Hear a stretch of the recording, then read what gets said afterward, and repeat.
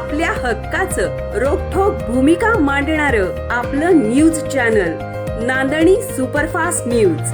घटना तुमची, बातमी आमची. पालीच्या खंडोबा यात्रेचा उद्या मुख्य दिवस.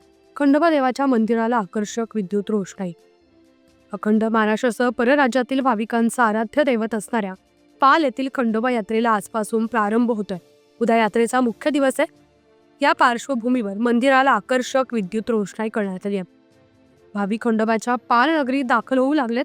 उद्या गोरज मुहूर्तावर खंडोबा आणि म्हाळसाचा विवाह सोहळा पार पडणार आहे. नमस्कार. श्री क्षेत्रपाल खंडोबा देवस्थान उद्या श्रींचा आपला विवाह सोहळा गोरज मुहूर्तावरती संपन्न होणार आहे. या विवाह सोहळ्यासाठी हजारो लाखो भाविक उपस्थित राहतात. देवाचं दर्शन घेतात, देवाला भांडर खोबऱ्याची उधळण करतात. भांडर खोबऱ्याची उधळण करून एकूण जन्मदार सदानंदाचा एकोडगे असा गजर अखंड पालेगावामध्ये घुमत असतो. जिल्हा प्रशासनाच्या सहकार्यानं खंडोबाची यात्रा मोठ्या उत्साहात व शांततेत पार पडेल अशी आशा देवस्थानचे प्रमुख मानकरी देवराज पाटील यांनी व्यक्त केली आहे. प्रतिनिधी सकलेन मुलानी.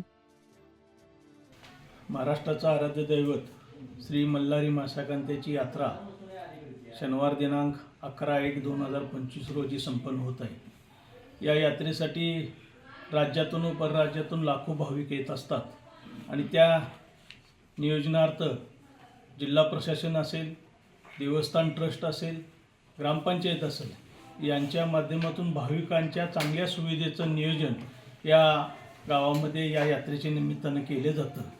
भाविकांना कोणताही त्रास या दर्शनाच्या बाबतीत असेल, यात्रेच्या संदर्भात असेल, हा होणार नाही याची दक्षता आम्ही सर्वजण मंडळी, जिल्हा प्रशासन, देवस्थान कमिटी आणि ग्रामपंचायत या निमित्तानं घेत असतो.